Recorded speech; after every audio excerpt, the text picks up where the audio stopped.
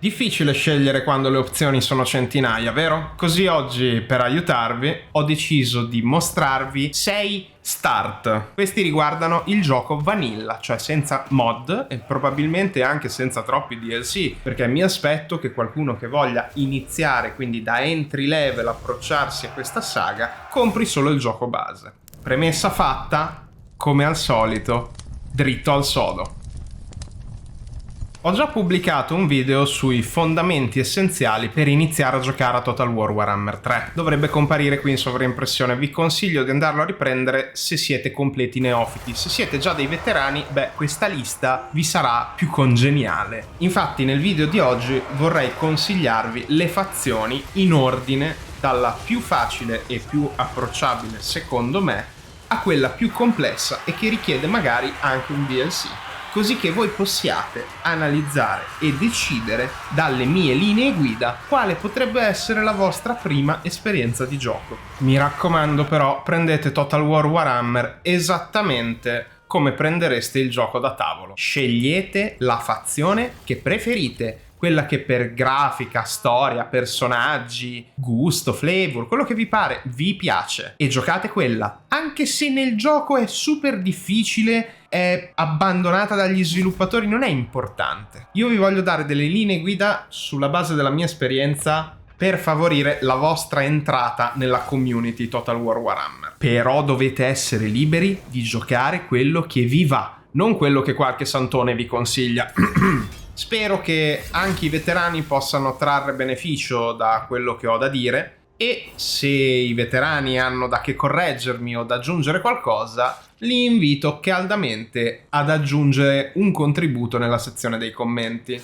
Primo start della lista, Kislev, nello specifico la zarina Catarina. Perché? Non solo avremo un roster estremamente versatile, giacché la maggior parte delle nostre unità da tiro saranno anche unità corpo a corpo, essendo Kislev la fazione che ha introdotto l'ibridazione delle unità capaci di fare sia una cosa sia l'altra, ma anche per via dello start. Per quanto centrali e circondati da tantissimi lord leggendari aggressivi nei nostri confronti, nonostante le meccaniche di gioco prevedano un'interazione conflittuale con le altre fazioni di Kislev, io ritengo che sia super leggibile, molto diretta, come qualsiasi cosa di slavo in realtà, e nonostante tutti i nerf ricevuti rimane comunque una delle fazioni più forti, sia quando viene giocata sia in risoluzione automatica, aspetto molto importante. Seconda fazione, anche se nel mio cuore avrà sempre il primo posto sul podio, l'Impero, nello specifico Karl Franz. Per quanto il roster imperiale sia variegatissimo e offra tantissima stabilità nella formazione di armate con una potenza specifica anche specialistica, soffre di due malus molto ingombranti. Il primo è una fazione molto punitiva verso gli errori, soprattutto quelli commessi all'inizio della campagna, e in secondo luogo la posizione del Reichland, la nostra prima provincia, non è delle più congeniali. Si è circondati da una quantità invereconda di nemici e soprattutto si perderanno molti bonus dall'unificazione dei territori imperiali, perché non potremo, perlomeno inizialmente, difendere tutti i confini dell'impero.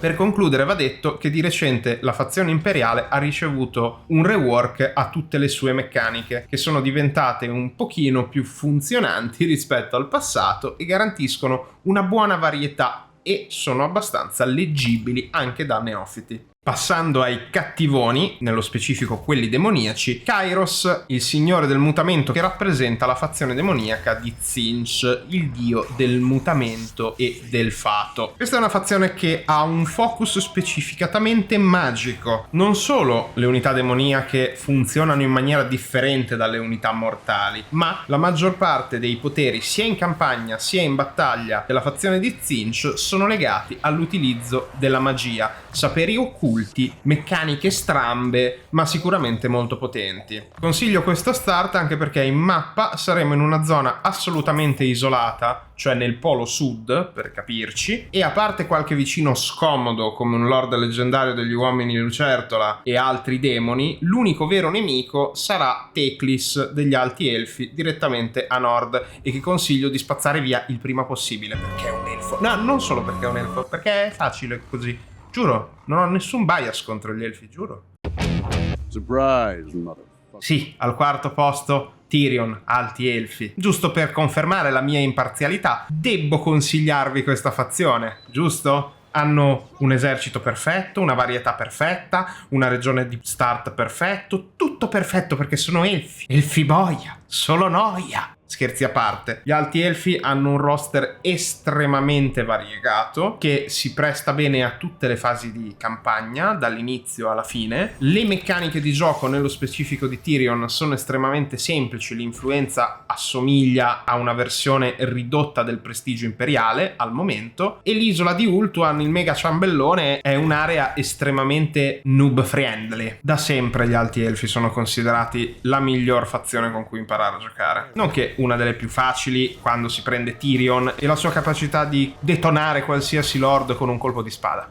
Se vi piacciono i crimini di guerra, adorerete Ikit Artiglio. L'unico problema è che questo lord leggendario è il primo dei due consigliati coperto da un paywall. Appunto, avrete necessità di comprare il DLC The Prophet and the Warlock. Ikit è il Warlock, è il signore ingegnere del clan Scryer. In realtà non è il capo del clan, però è il nostro personaggio. È fuori di testa e gli piacciono le bombe atomiche fatte di warpietra. Con queste premesse, gli Skaven in generale non sono una fazione troppo facile alla quale approcciarsi, ma iniziare direttamente a Scarogna, la capitale dell'impero Skaven, e avere a disposizione armi di distruzione di massa da subito, con le opzioni del laboratorio, la meccanica specifica di Ikit, rende tutto più facile. Così facile che in realtà avrei potuto inserire questa fazione molto prima nella lista, ma è proprio la necessità di avere un DLC che la fa slittare fino a qui. Le unità del clan Scryer sono tutte unità a distanza e la magia degli stregoni ingegneri sicuramente va ad ampliare le potenzialità di un roster altrimenti molto scarno da questo punto di vista.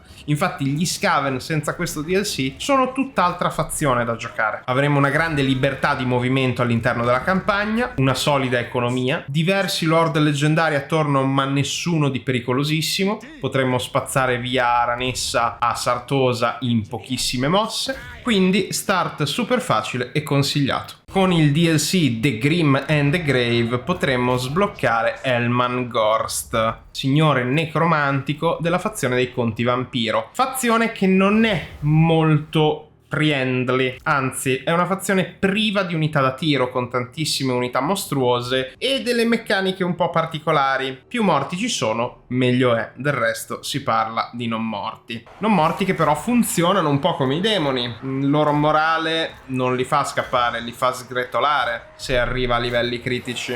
Ciò nonostante, gli eserciti dei Conti Vampiro possono essere letteralmente spammati per via del costo praticamente irrisorio di mantenimento, e Gorst fa delle unità più scarse del gioco, gli zombie, il suo punto di forza. Sì, perché con i suoi effetti di fazione, i suoi effetti del lord e le sue skill d'abilità, gli zombie potrebbero diventare nelle vostre mani praticamente degli Space Marine direttamente da 40k. Perché?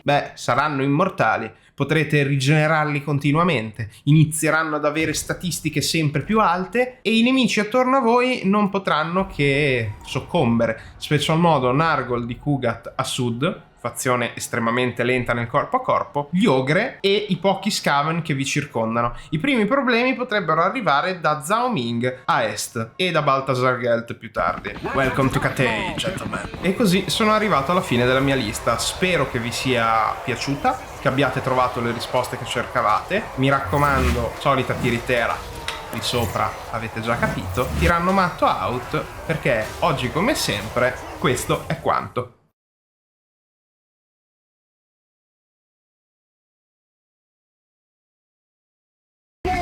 Metal!